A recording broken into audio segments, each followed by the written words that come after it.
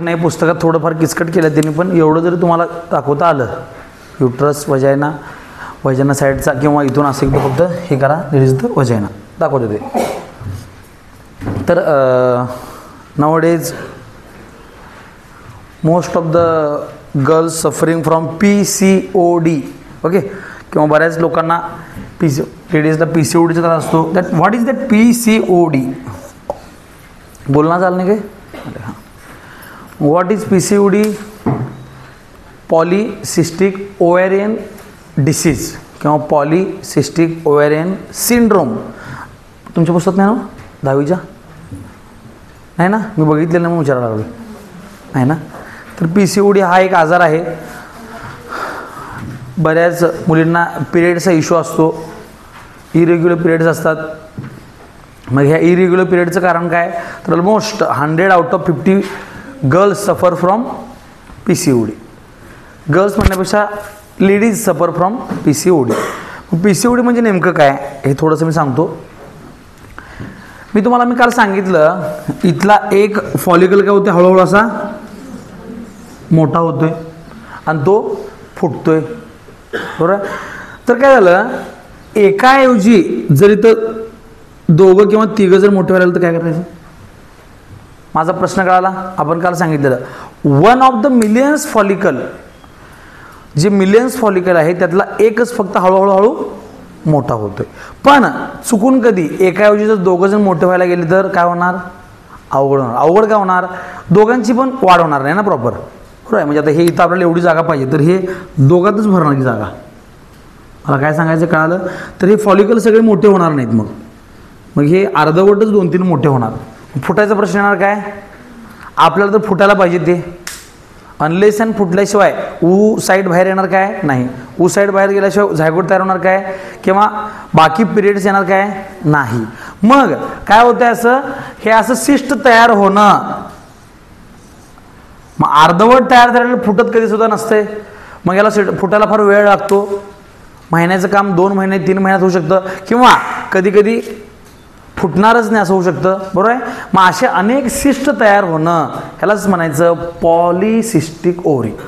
कळलं? सिस्ट म्हणजे एक होता, आपण बघू शकतो की एक हळूहळू मोठा व्हायला फुटतोय तो. इथं काय झाले 2-3 जण मोठे व्हायला आले त्यामुळे फुटतच नाहीत. ह्यालाच म्हणायचं PCOD. समजलं? ही एक कंडिशन आहे PCODची. दुसरी कंडिशन काय? इकडे बघा, एक जणच आहे फक्त हळू मोठा व्हायला लागले, मोठा झालंय पण फुटलंच नाही. काय म्हणलो मी? कळालं काय? मोठं झालंय पण फुटलंच नाही. मग नेक्स्ट सायकलला काय झालं, इकडनं फुटलं, परत हे इकडं आलं, हे हाय असं मोठंच राहिले, परत दुसरा शिस्ट तयार होतोय. कळालं? न फुटल्यामुळं 2-3 होणं किंवा एकाच वेळी दोघं तिघं मोठे होणं ह्यालाच म्हणतोय आपण PCOD. पॉली म्हणजे जास्त, सिस्ट म्हणजे सिस्ट. कळालं? एकापेक्षा अनेक सिस्ट होणं ह्यालाच PCOD म्हणतात. काय अवघड आहे? मग ह्याचं पहिलं लक्षण काय? Amenorrhoea. Amenorrhoea in the sense periods न येणं पहिलं. कळालं? मग दुसरं लक्षण काय असणार? वेट गेन, वजन वाढायला चालू होणार. कळालं? थर्ड हिरसुटिझम. हिरसुटिझम म्हणजे काय? Development of hairs on a face. चेहऱ्यावर केस जरा यायला चालू होणार. काय म्हणलो मी? कळालं? मला काय सांगायचं कळालं तुम्हाला? PCOD म्हणजे काय अवघड आहे? नाही. मग काल जे आपण बघितलं, मग हे फुटत नाही कशामुळं? फुटत नाही म्हणजे LHचा प्रॉब्लेम आहे. इथं 14 दिवशी जे LH वाढते ते LH इथं वाढलेलं नसणार, म्हणजे इथं LH हार्मोनचा प्रॉब्लेम आहे. मग तुम्ही काय करताय? 2 महिने पिरियड झाल्यानंतर मग डॉक्टरकडे जाताय. मग डॉक्टर काय करतात? हार्मोन बॅलन्स व्हायसाठी गोळ्या देतात. समजलं? पण हार्मोन बॅलन्स हा विषय असा आहे की एकदा देऊन उपयोग होणार नाही. तुमची पिट्युटरी ग्लँड नीट झाली पाहिजे.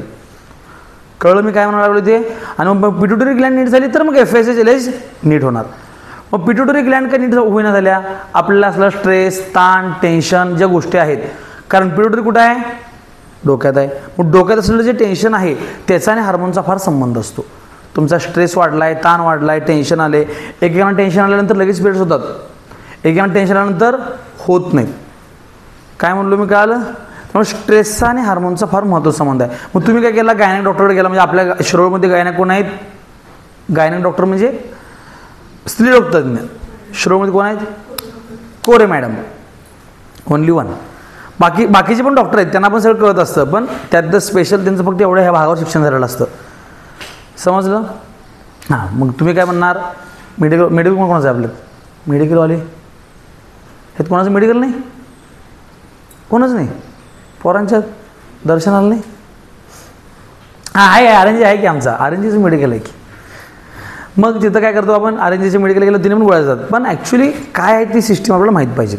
मग हे हार्मोन तात्पुरते कमी होतात. हां, मग कायमस्वरूपी हार्मोन नीट करायचं काय करायचं, कायमस्वरूपी हार्मोन नीट करायचं काय उपाय, सिद्ध करा होमिओ क्लिनिक. कळलं, वरून पिट्युटरी बस नीट करते, बाकीचं काय करते टेम्पररी. ओके, म्हणजे ह्या पिरियड्स फक्त ते हार्मोन आपण गोळ्या घेतल्या झाला विषय, परत नेक्स्ट टाईम. कळलं. त्यामुळे सगळ्यात महत्त्वाची गोष्ट आहे स्ट्रेस कमी होणं, टेन्शन कमी होणं. ओनली पॉसिबल विथ डॉक्टर कोटगिरेज सिद्ध कला होमिओ क्लिनिक. होमिओपॅथी किंवा आयुर्वेदिक उपचारांना आपण काय करू शकतो, हे कायमस्वरूपी नीट करू शकतो. ॲलोपॅथिकमध्ये कसं होतं आहे, टेम्पररी फक्त प्रॉब्लेम आपण सॉल्व करू शकतो. काय मला सांगायचं होतं, PCODचे प्रॉब्लेम फार वाढलेले आहेत, त्यामुळे काय आहे ते कळायसाठी. ओके, आणि पिरियड्स जर आले नाहीत तर वेट 100% गेन होत असतं. ओके, त्यामुळं PCOD सगळ्यात लिडिंग आजार आहे हा. 12वीच्या पुस्तकात मी सांगितलं का PCOS सांगितलं असेल मे बी. मग अशी भरपूर कारणं आहेत ज्याच्यामुळे प्रेग्नन्सी राहत नाही. आता आपलं काय, एखाद्या लेडीजचं लग्न झालेलं आहे तरी पण त्यांना मूल होत नाही, मग हे नीट कसं करायचं, मूल व्हायला पाहिजे त्यासाठी काय. मग पहिल्यांदा प्रॉब्लेम काय असेल ते आपण सांगणार, पहिल्यापर आपण त्यांनी सांगितलेलं आहे नेमकं प्रॉब्लेम काय काय असतात, आणि त्यानंतर त्या प्रॉब्लेमवरचं सोल्युशन त्यांनी सांगणार आहे. म्हणजे ह्यांनी बारकी प्रॉब्लेम काय सांगितलेच नाही. PCOD पहिला प्रॉब्लेम आहे त्याने काय ह्याचं सांगितलं नाही, हे डायरेक्ट सुपला शॉर्ट वरचं सगळं अवघड काय ते पूर्ण डायरेक्ट सांगितले. मधल्या गोष्टी काही पुस्तकात सांगितलेल्या बऱ्याच वेळी नसतात, पण त्या आपल्याला माहीत असल्या पाहिजेत. त्यातलं one of the major cause of infertility, one of the major cause of amenorrhoea हे आहे PCOD. कळलं. बऱ्याच आपल्या इथं पण लई मुलींना असू शकते, किंवा त्यांच्या घरात त्यांच्या आईंना पण हे त्रास असू शकतो. कळलं. मग डॉक्टर जेव्हा सांगतात काय आहे, हार्मोन इम्बॅलन्स आहे. ऐकलाय का तुम्ही. Reproduction and modern technology, many couple can not have children due to various reason. बऱ्याच जोडप्यांना मुलं होत नाही, त्याची कारणं मात्र वेगळी वेगळी आहेत. In a case of women irregularity of menstrual cycle. मग प्रेग्नन्सी राहण्याचं पहिलं कारण काय, मेन्स्ट्रुअल सायकल नीट नसणं हे पहिलं कारण आहे. डिफिकल्टीज इन oocyte प्रोडक्शन, पहिल्यांदा पिरियड्सच येणार नाहीत. दुसरं काम काय, हे oocyte तयार होत नाही, म्हणजे हे जे इथनं oocyte बाहेर पडते हे बाहेरच पडत नाही, असं त्याने कारण सांगितलेले आहेत. बरोबर आहे. त्यानंतर ऑब्स्टॅकल इन ओव्हिडक्ट, हे बघा हे PCOD पहिलं कारण लक्षात ठेवा. दुसरं कारण काय, हे oocyteच बाहेर पडत नाही. बरं, हे oocyte बाहेर पडलं खरं इथनं इथंपर्यंत जाऊ शकत नाही. का जाऊ शकत नाही, हे बघा आपल्याला झायगोट कुठे तयार होणार आहे इथं, आणि मध्येच इथं काहीतरी गाठ झाल्या, इथंपर्यंत हे होईल काय नाही. त्यामुळे पहिलं कारण सांगायचं कुठलं, PCOD. दुसरं कारण काय, oocyte प्रोडक्शन प्रॉब्लेम आहे. oocyte प्रोडक्शन प्रॉब्लेम म्हणजे काय, हे oocyte फुटत नाही, म्हणजे फॉलिकल फुटत नाही, हे पहिलं कारण. किंवा तयार झालं तर चांगलं तयार होत नाही. त्यामुळं दुसरं काय कारण आहे, oocyte प्रोडक्शनमधला प्रॉब्लेम. पहिला फॉलिकल फुटत नाही, दुसरा काय oocyte प्रोडक्शनमध्ये प्रॉब्लेम. तिसरा काय, फॅलोपियन ट्यूबमध्ये काहीतरी ऑब्स्ट्रॅकल म्हणजे अडथळा तयार झाला इथं, खरं इथनं इथं जाऊ शकत नाही, कारण इथं काहीतरी ट्युमर वगैरे आहे, गाठ आहे, काहीतरी आहे. समजलं. त्यामुळे तिसरा प्रॉब्लेम कुठला, ओव्हिडक्ट किंवा फॅलोपियन ट्यूबमधला, त्यांनी सांगितलं बघा ऑब्स्टॅकल इन द ओव्हिडक्ट म्हणून. चौथा काय, difficulties in implantation in uterus. हां, आता इथं झायगोट तयार झालं पण इथं जे एंडोमेट्रियम आहे ते प्रॉपर नसल्यामुळे इथं बाळ चिटकूनच बसना, निघून चाललंय, त्याला म्हणायचं डिफिकल्टी इन इम्प्लांटेशन. पहिलं काय सांगितलं, PCOD. एवढंच सांगा. फॉलिकलमध्ये प्रॉब्लेम म्हणा. दुसरं काय, oocyte प्रोडक्शनमध्ये प्रॉब्लेम. तिसरं काय, फॅलोपियन ट्यूबमध्ये प्रॉब्लेम. आणि चौथं काय, इम्प्लांटेशनमध्ये प्रॉब्लेम. कळलं म्हणा. Follicle, oocyte, fallopian tube, implantation, हे 4 प्रॉब्लेम असतात आपल्याकडं इन केस ऑफ फिमेल. कळलं. हे चारीपैकी कुठलं तरी एक कारण असते. आता हे झाले फिमेलमधले. ओके, आता मेलमध्ये काय काय बघा, ॲब्सन्स ऑफ स्पर्म इन सिमेन. जे सिमेन प्रोडक्शन होणार आहे त्याच्यामध्ये स्पर्मच येणार नाही, म्हणजे टेस्टिसचा काहीतरी प्रॉब्लेम आहे. एवढं तर कळालं. पहिलं absence of sperm in semen. Slow movement of sperm, जे स्पर्म आहे त्याची मुवमेंट हळूहळू आहे म्हणून तो इथपर्यंत जाऊ शकत नाही. आता ह्या इथं सिमेनमध्ये स्पर्म नसणार पहिलं कारण. दुसरं काय, इथं आलाय पण इथून ते झायगोट जिथं तयार होणार आहे तिथंपर्यंत तो फास्ट गेला नाही तरी पण प्रेग्नन्सी राहणार नाही. दुसरं कारण ॲनामोलीज इन स्पर्म, हा दिसायला असा आहे, दिसायला जर वेगळा झाला म्हणजे असा झाला तर गोल तरी पण उपयोग होणार नाही. कळलं, ॲनामोली म्हणजे वेगळं काहीतरी. स्पर्मचा आकार असा आहे, असा असण्यापेक्षा जर वेगळा झाला तरी पण प्रेग्नन्सी राहणार नाही. पहिलं काय काय सांगितलं मी, सिमेनमध्ये स्पर्मच नाही, पहिलं प्रॉब्लेम. दुसरा प्रॉब्लेम काय, मुवमेंट स्लो असणार त्याची. तिसरा प्रॉब्लेम काय, anomaly in sperm anomaly in shape of sperm. आणि काय राहिलं, हे रिझन आहेत हे मेन. कळलं, फिमेलमधले वेगळे रिझन लिहायचे असे ओळीनं, मेलमधले ओळीनं लिहायचे एकाखाली एक. पुस्तकाप्रमाणे पॅराग्राफमध्ये नोट्स काढायच्या नसतात. समजते, हे झालं. त्यानंतर मग आता हे झाले प्रॉब्लेम. लेडीजची किती सांगितले आपण बघा, फॉलिकलमध्ये प्रॉब्लेम, ऊसाइडमध्ये प्रॉब्लेम, ओव्हिडमध्ये प्रॉब्लेम, इम्प्लांटेशनमध्ये प्रॉब्लेम. किती, 4 गोष्टी लक्षात ठेवू शकतोय. हां, मेलमध्ये किती, स्पर्मच नसणार, असला तर त्याची मुवमेंट स्लो असणार, आकार वेगळा असणार. हे 3 प्रॉब्लेम. समजलं, 4 आणि 3 7 प्रॉब्लेम आहेत.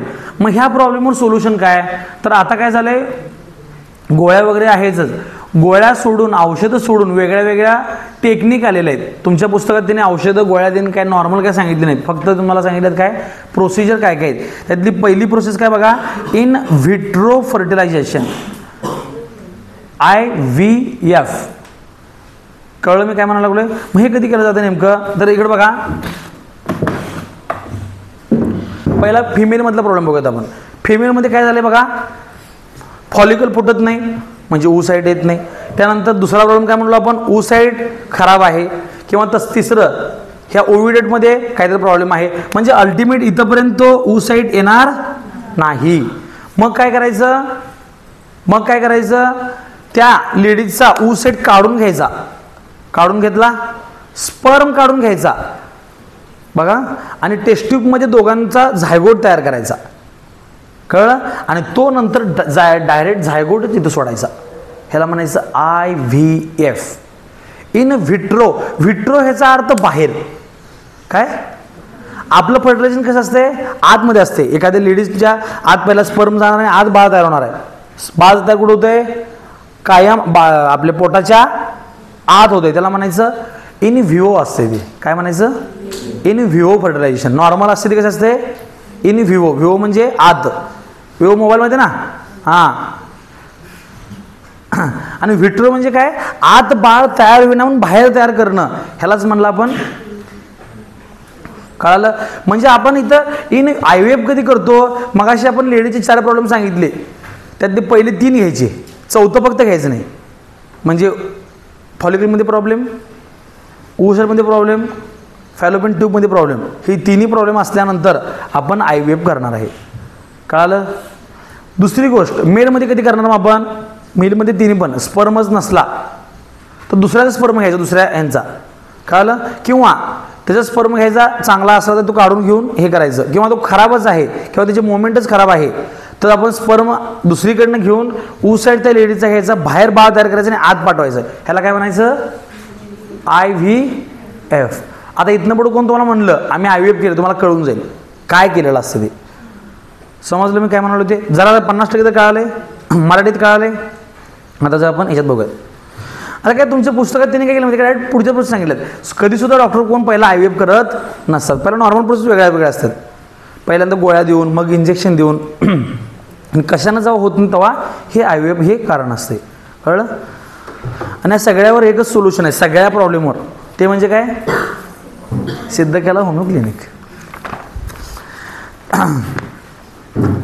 IVF न पण झालं नाही तर सोल्युशन काय, नॉट तुमचे डॉक्टर, फक्त एकच डॉक्टर. कोण, हां मीच की. In vitro in this technique fertilisation is brought about in a test tube. Fertilisation म्हणजे काय, हे तयार होणं, स्पर्म आणि oocyte एकत्र येण्याला आपण फर्टिलायझेशन म्हणलं होतं. तर हे जर आत होत नसलं तर बाहेर करायचं आणि बाळ तयार करायचं. बाळाला काय म्हणतो आपण, एम्ब्रियो. दोघं एकत्र येण्याला झायगोट म्हणलं होतं आपण, आणि झायगोटच्या पुढची स्टेज काय म्हणली होती, एम्ब्रियो. ओके, मग हे डायरेक्ट हे करायचं, एम्ब्रियो तयार करून आत पाठवायचं. त्याबरोबर विशिष्ट टायमिंगला, कधी पण पाठवून चालणार नाही. त्या लेडीजला औषध द्यायला लागणार, इंजेक्शन द्यायला लागणार. त्यावेळी कुठला हार्मोन लागते ते हार्मोन द्यायला लागणार, आणि त्या हार्मोनचे इंजेक्शन चालू करतानाच त्या आईला ते बाळ आत पाठवायचं असते आपल्याला. ओके, त्यामुळे हे एवढं सोपं काय नाही आहे. मग त्यांनी कधी कधी करायचं ते सांगितलेलं आहे. कधी करायचं मी तुम्हाला तिन्ही पण सांगितलं. लेडीजची 3 प्रॉब्लेम घ्यायचे, जेंट्सची 3 सांगितलेले आपण, ते पाठ करूनच ठेवायचे. दोन्ही पण सांगायचे, ते हे असताना तुम्ही हे करा म्हणून सांगायचं. विषय संपला तुमचा. IVF. सेकंड आहे सरोगसी. सरोगसी कधी करणार, मग बाळ तयार होते सर, इथंपर्यंत आमचा प्रॉब्लेमच नाही आहे. म्हणजे इथनं oocyte येतोय, इथनं फॉलिकल फुटतोय, oocyte बाहेर येतोय, oocyte फॅलोपियन ट्यूबमधनं येतोय, इथनं स्पर्म जातोय, इथं बाळ तयार होते पण ते चिटकतच नाही. चिटकते म्हणजेच इम्प्लांटेशन होत नाही. काय म्हणलो मी तुम्हाला, इम्प्लांटेशन होताना काय करते, युट्रस सोडून देते बाळाला, त्या म्हणजे ॲबॉर्शन होते किंवा प्रेग्नन्सी राहत नाही. बरोबर आहे. मग काय करायचं, मग आपण दुसरा पर्याय आणला. आता कळलं काय करायचं, सरोगसी करायचं. सरोगसीला काय म्हणायचं मराठीत, भाडोत्री माता काय तर लिहिले बघतात. हां, भाडोत्री मातृत्व लिहिले. ठीक आहे, भाडोत्री मातृत्व म्हणजे काय. आता काय करायचं, इथंपर्यंत प्रोसेस निवांत आहे. मग काय करायचं, दुसऱ्या एका लेडीजला सांगायचं, आमचा जरा प्रॉब्लेम आहे, तुम्ही काय करायचं, तुमच्या पोटात आमच्या बाळाला वाढवा. कसं वाढवायचं, मग हे बघा, इथं तयार झालं, फर्टिलायझेशन झालं, झायगोट तयार झालं, हा झायगोट काढून घ्यायचा. ओके, ऑपरेशन करायचं, झायगोट काढून घ्यायचा. आणि त्याचवेळी दुसरी जी लेडीज असत्या तिला पहिला आधीच इंजेक्शन द्यायचं. आणि इथं ह्याचं पण, कारण इम्प्लांटेशन म्हणजे युट्रसची एंडोमेट्रियम साईज मोठी पाहिजेत, त्या पण लेडीजला इंजेक्शन देऊन एंडोमेट्रियम मोठं करायचा सेम टाईमला. ओके, आणि 15व्या दिवशी जेव्हा इम्प्लांटेशन होत असते तेव्हा ती झायगोट काढायचं आणि त्या आईमध्ये सोडायचं. आणि त्यानुसार बाळ कोणाचं होतं, ह्यांचं. वाढवाले कोण, ते म्हणजे काय म्हणले, भाडोत्री मातृत्व. म्हणजे तात्पुरतं त्यांचं युट्रस वापरायचं, भाड्याने घ्यायचं, तिला पैसे द्यायचे आपण नंतर. कळलं, अशी सिस्टीम आली. मग हळूहळू काय झालं, आता फॉरेनमध्ये ती सिस्टीम कशामध्ये काय, झायगोट तयार लोक, त्यांचा इम्प्लांटेशनचा प्रॉब्लेम नसतो बरं काय, तरी पण त्यांनी 9 महिने एवढे दिवस कसं काय बसायचं, महिन्याला ₹1,00,000 पगार, 12 लाख रुपये कोण करणार. मग त्यापेक्षा काय करायचं, 10,000 रुपये एखादी कोणतर बाई बघायची जिला पैशाची गरज आहे, तिला सांगायचं महिन्याला तुला आम्ही 50,000 रुपये देतो. कळलं, तिचं काम काय, त्यांचं बाळ वाढवायचं, तिने मग ड्रायफ्रूट देतात, बदाम खायचं, हे खायचं, निवांत. कळलं, म्हणजे ॲक्च्युली ह्या इम्प्लांटेशनचा प्रॉब्लेम आहे, त्याच्यासाठी सरोगसी आलं. सरोगसी सांगलं आपण. तर ह्याने काय चालू केलं, फॉर एक्झाम्पल शाहरुख खान म्हणजे त्याला पोरं कोण कोण आहेत, शाहरुख खानला कोणाला माहिती, शाहरुख खान कोणाचा फॅन आहे काय, नाही कोणाचा फॅन. शाहरुख खानच्या बायकोचं नाव काय, गौरी. खुश होऊ नको तू, काय त्याला कोण चांगला म्हणून झालं तिथं. चालला विषय काय, तर शाहरुख खानला लास्ट काय मुलगा का मुलगी झाली, हां शेवट काय मुलगा आहे ना, तो सरोगसी आहे, तो सरोगेट आहे. गौरीच्या पोट मोठं होऊन झालेलं नाही ते. कळलं, फॉरेनमध्ये कुठं, इथं पण नाही, फॉरेनमध्ये त्याने झायगोट इम्प्लांट करून झालेलं तर मुलगा आहे तो. कळलं, हां मग त्यांनी कशासाठी केलं तर त्यांचं इम्प्लांटेशनचा प्रॉब्लेम होता का, हाऊस होते आपल्याला माहीत नाही. मी तुम्हाला उदाहरण सांगितलं फक्त सरोगसीचं. सरोगसी त्याच वेळी करतात जेव्हा इम्प्लांटेशनमध्ये प्रॉब्लेम आहे. Some women have problem in a implantation of embryo in uterus. सांगितलं बघा, इम्प्लांटेशनमध्ये प्रॉब्लेम आहे, such women can take a help of modern remedical techniques called as surrogacy. In this technique, oocyte is collected from ovary and women having problem of implantation of uterus, that oocyte is fertilizer. मग ह्यात काय केलं जातं, direct हा zygote काढायचा, इकडे बघा zygote काढायचा आणि डायरेक्ट त्या आईमध्ये सोडायचा. किंवा मगाशी आपण काय केलं तर आयव्हीएफ केलं तर बघा, स्पर्म आणला ओ साईड आणलं, तसंच ह्याचं ओ साईड घ्यायचा, स्पर्म घ्यायचा, टेस्ट ट्यूबमध्ये बाळ तयार करायचं, त्या आईला पाठवायचं नाही, दुसऱ्यालाच पाठवायचं, असं पण करतात. कळलं? त्याला आपण आयव्हीएफ असं म्हणतो. आणि ज्या आईमध्ये हे एम्ब्रिओ पाठवलेलं आहे त्याला म्हणायचं सरोगेट मदर. कळलं? म्हणजे या बाळाला 2 आई असणार, एक म्हणजे जिचा ऊ साईड आहे ती एक, म्हणजे गौरी खान एक, आणि जिच्यात वाढलं ते दुसरं. समजलं? नंतर स्पर्म बँक. मग आता आपण मगाशी म्हणलं होतं ज्यांचा स्पर्म काउंट कमी आहे किंवा नाही आहे, किंवा स्पर्म खराब आहे, किंवा त्या स्पर्मची मोटिलिटी खराब आहे, बरोबर आहे. मग त्या जेंट्सचा आपण, त्या मुलग्याचा आपण स्पर्म घेणार नाही. आधीच एक स्पर्म बँक असते, जर ब्लड बँक असते, स्पर्म बँक असते, तिथनं आपण तो स्पर्म घेऊन येणार आणि त्या लेडीजच्या ऊ साईडला सोडणार. ओके, त्याला म्हणायचं म्हणजे कुठून आणायचं तर स्पर्म बँक. खाली तिने सांगितले there are various problem in sperm production as mentioned above. मगाशी आपण वर बघितले 3 प्रॉब्लेम. त्यासाठी काय करायचं, स्पर्म बँक चांगला उपाय आहे. Concept is similar like blood bank. मी तुम्हाला सांगितलं ब्लड बँक सारखंच असतं. Semen ejaculated by the desired men is collected after through the physical or medical checkup. म्हणजे जे स्पर्म घेणार आहेत ते कुणाचे पण स्पर्म घेत, कुणाचं पण सिमेन घेणार नाहीत. त्याला पूर्ण ते पहिला फिटनेस केलं जातं. त्याला कुठला आजार आहे काय, त्या भरपूर आजाराची लिस्ट असते. कुठलाच आजार नसला तर ते सिमेन घेतलं जातं आणि ते मग साठवून ठेवलं जातं स्पर्म बँकेमध्ये, आणि जेव्हा पाहिजे तेव्हा ते वापरलं जातं. समजलं? म्हणजे आपण 3 बघितलं आता, आयव्हीएफ, सरोगस आणि स्पर्म बँक. आणि पुढे सांगितले as per with the needful couple. मी सांगितलं तुम्हाला ते कोणाला पाहिजे आणि दिलं जातं. आता महत्त्वाचा पॉईंट आला आणि परत ट्विन्स. व्हिडिओ पॉज कर.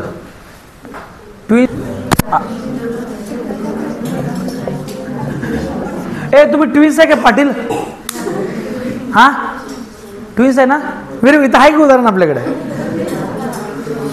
ओके, पण हे कुठे दुसरा? हां, हो राहतो पण जरा सर बघू दे जरा तुम्हाला. कुठं बरोबर?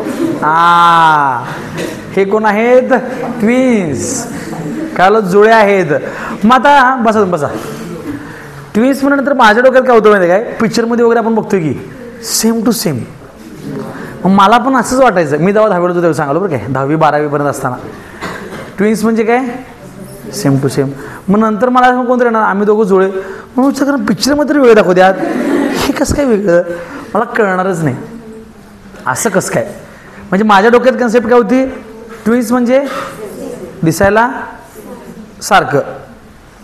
मधुरा उठ, एवढं थांबू, उठ. एवढा महत्त्वाचा कन्सेप्ट चालला आहे, तुम्ही गप्पा मारत बसलाय, कसं करायचं? इश्रू तुमचा नंबर आता, त्यानंतर डायरेक्ट मागं बसवणार. मग सिमिलर कसं काय नाही सिमिलर. आता ही फॉर एक्झाम्पल ही जी आहेत ही पण जुळे आहेत. मग ही जुळी कशामुळं, जन्मताना एकत्र जन्मली म्हणून, बरोबर आहे. मग हा फरक लक्षात यायसाठी आपल्याला हा पॅरग्राफ फार महत्त्वाचा आहे. ट्विन्स म्हणजे काय, एकाच वेळी ह्या युट्रसमध्ये 2 एम्ब्रिओ असणं, ह्याला आपण काय म्हणतोय, ट्विन्स. कळलं? मात्र मी तुम्हाला सांगितलेलं ते 2 प्रकार आहेत परत, मोनोझायगोटिक आणि डायझायगोटिक ट्विन्स, असे त्याचे 2 प्रकार पडतात.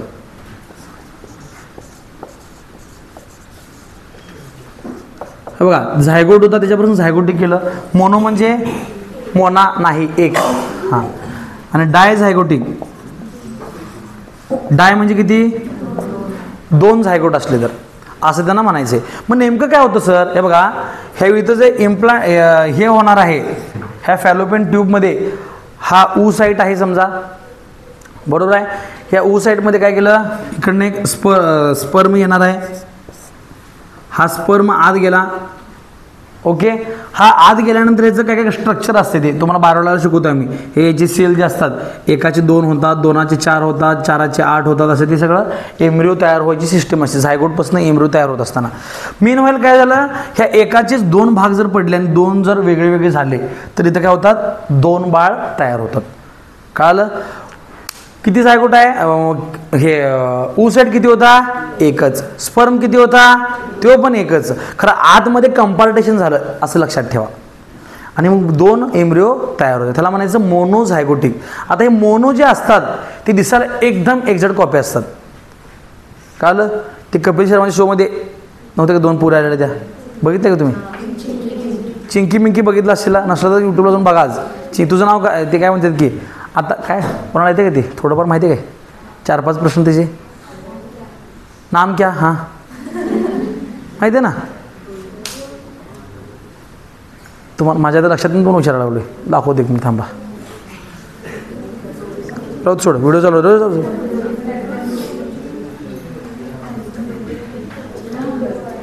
एक मिनिट थांबा रे हे बघा Decathlon, real athletes. Get genuine sports advice born from real wow copy paste glamour लेकिन थांबा ये बताइए कि आप यहाँ क्या करने आई हो मैं यहाँ बड़े फेवरेट स्टार्स को देखने आई हूँ।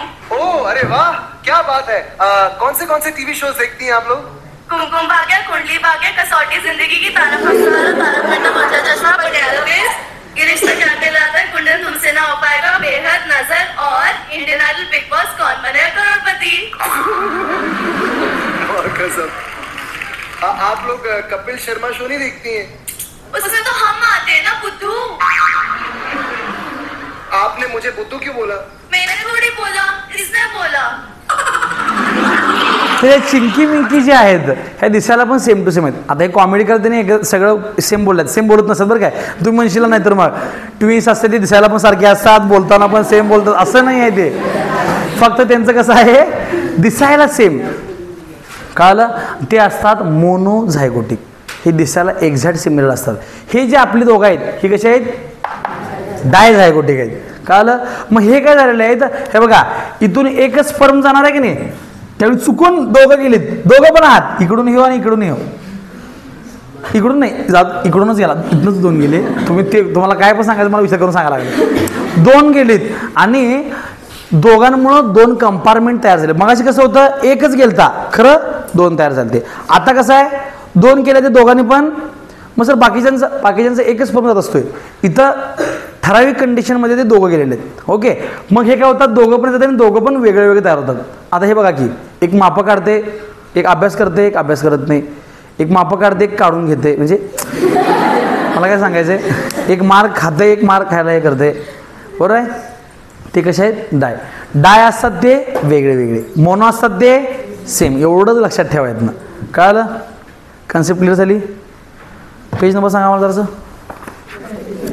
हां 30 सांगितलं बघा twins 2 embryo develop simultaneously in the same uterus 2 embryo एकाच वेळी ह्या गर्भाशयात जर मोठे होत असले तर त्याला म्हणायचं twins many couple have twins भरपूर जण ट्विन्स असतात there are 2 main types of twins as a monozygotic and dizygotic मी आता सांगितलं तुम्हाला विसरायचं नाही आपल्याकडे पाटील आहेत ते कसे आहेत dizygotic monozygotic twins are form from single embryo हे एकाच एम्ब्रियोपासून तयार झालेत during early period of embryonic development within 8 days of zygote formation 8 दिवसाच्या आत झायगोट तयार झालेल्या 8 दिवसाच्या आत काय होतात सेल्स डिवाइड इंटू 2 ग्रुप ते दोघं जण वेगळे वेगळे होतात मोनोझायगोटिकमध्ये 8 दिवसाच्या आतमध्ये those 2 group develop into separate embryo and thus monozygotic twins are formed such a twins are genetically exactly similar to each other त्यांचे जीन्स पण सेम असतात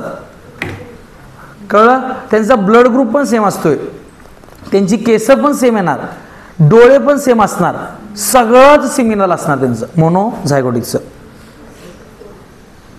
due to this twins similar in appearance दिसायला same असतात gender is also same दोन्ही पण मुलं असतात किंवा दोन्ही पण मुलीच असतात ओके ह्यात असं होऊ शकत नाही एक मुलगा एक मुलगी असं होत नाही बरं का मोनोझायगोटिकमध्ये ही कंडिशन फार महत्त्वाची आहे मोनोझायगोट आहे म्हटल्यानंतर दोघं पण मुलीच असतात किंवा दोन्ही पण मुलंच असतात आणि डायझायगोटिकमध्ये असं नसते मुलगा मुलगी असू शकतात मुलगी असू शकतात मुलगा असू शकतात कळलं in case of monozygotic twin embryo से झालं की का नाही झालं हां आता इन मोनोझायगोटिक मगाशी कुठलं झालं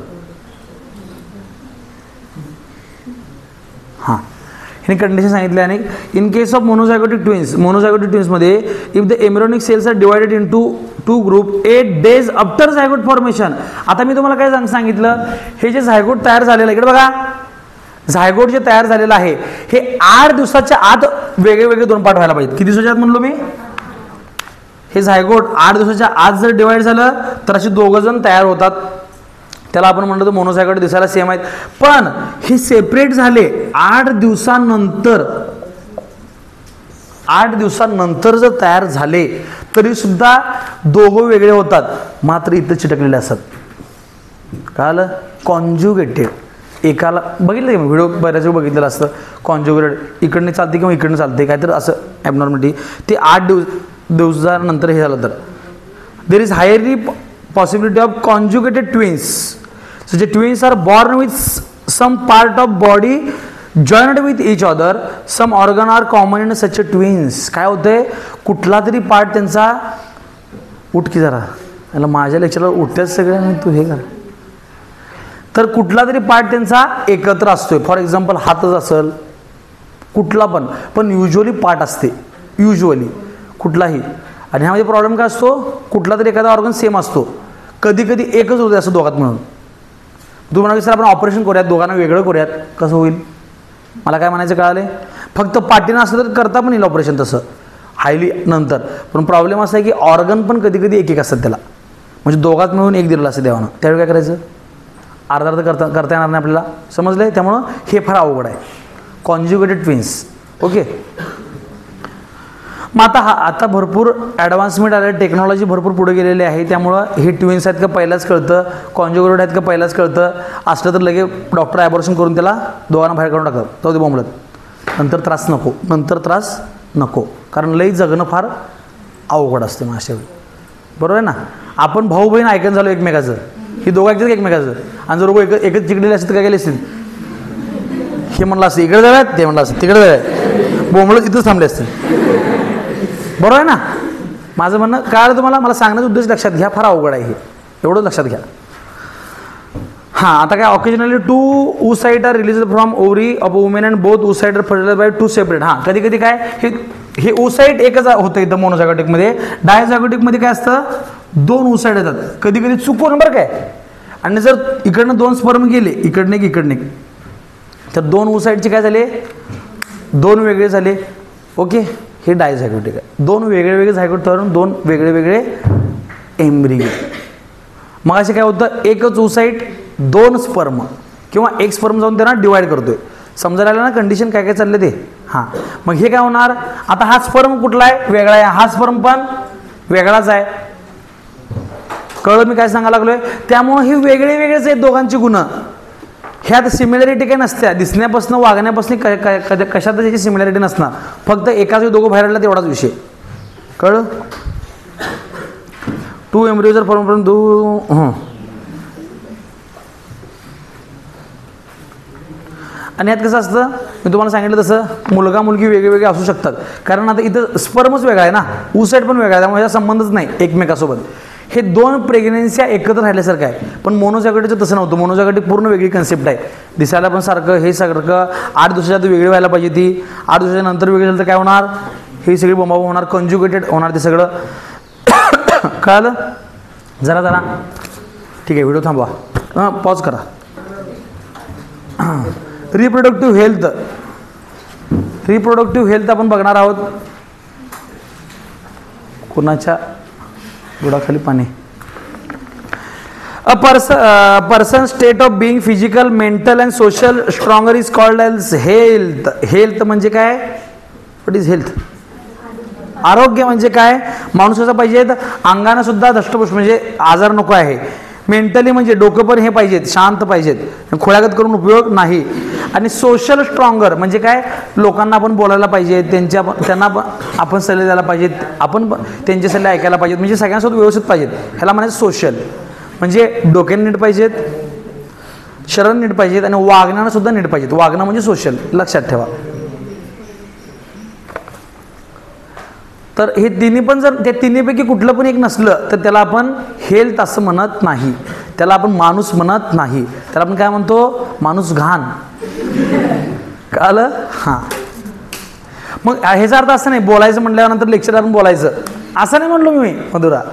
मी काय म्हटलं, हां ते पण खायला पाहिजे, त्याला आपण हेल्थ असं म्हणतो. तुला कळतंय खरं वळत नाही, म्हणजे जाऊ दे, ह्याला दाखवायचं जरासं. नावडेज, अरे कुठं गेलं, in our country there seems to be lack of awareness regarding to the reproductive health due to various reason like आता आपल्या भारतामध्ये रिप्रोडक्टिव्ह हेल्थबद्दल भरपूर हे आहेत काय म्हणायचं मिसकन्सेप्ट आहेत किंवा लोक अवेअर नाहीत. कशामुळं लोक काय म्हणतील सोशल कस्टम्स.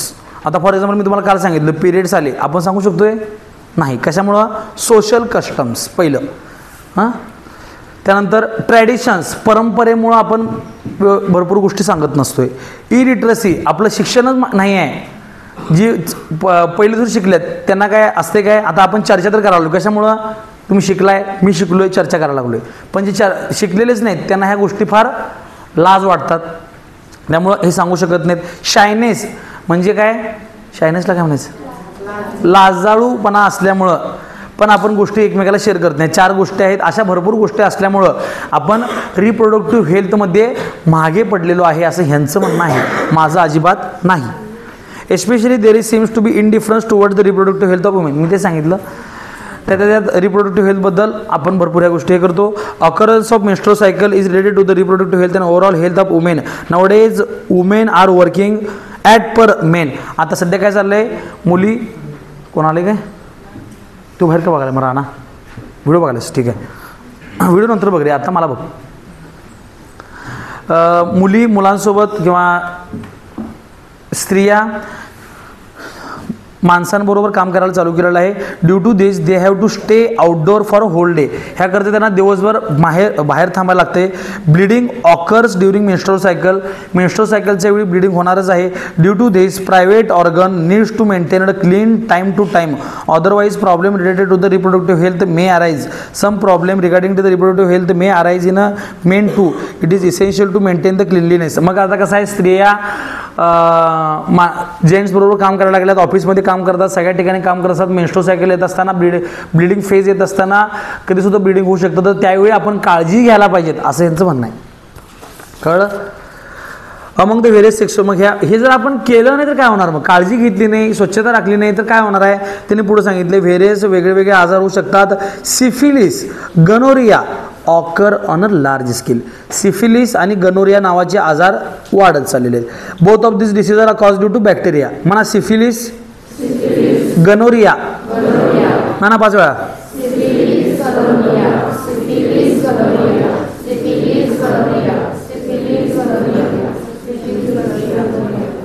म्हणजे सिफिलिसमध्ये काय होतंय पॅच येतो. पॅच म्हणजे चट्टा. कुठं चट्टा येतो बघा त्यांनी पॅच ऑन द बॉडीवर कुठं पण शकतो युजली जेनायटलवर येतो. ओके रिप्रोडक्टिव्ह ऑर्गनवर चट्टे येतात त्यामुळे इचिंग होतं ताप येतो. मग तापाचे सगळे लक्षण सांगायचं. ताप आल्यावर काय होतं थकवा येतो विकनेस येतं येऊ वाटत नाही कसं तर होतं सगळं सांगता तुम्ही ते सगळं सांगायचं तर. हां हे झालं सिफिलिस. आणि गनोरियामध्ये काय होतं आपल्या जेनायटल ऑर्गनमधून पस येतो. पस म्हणजे पू येतो. हे आजार कुठला गनोरिया. सिफिलिसमध्ये फक्त ताप वगैरे सांगायचं सगळं आणि गनोरियामध्ये एकच वाक्य ॲड करायचं त्यामध्ये पस टू द पेनिस अँड व्हाजायना सांगितलं त्यांनी. हे होतं ह्याला आपण गनोरिया असं म्हणतो. इथं आपले रिप्रोडक्टिव्ह ट्रॅकचे 2 आजार त्यांनी सांगितलेत. ओके जर काळजी घेतले नाही तरचे आजार. कळलं. आणि बाकी हे तर आजार वेगळे होते. हे अजून भरपूर लिस्ट मोठी असते. झालं. इथं आपला हा चॅप्टर संपलेला आहे. तुम्ही आज पेपर लिहातलं कुठलंही लिहू शकता. व्हिडिओ थांबवा आता.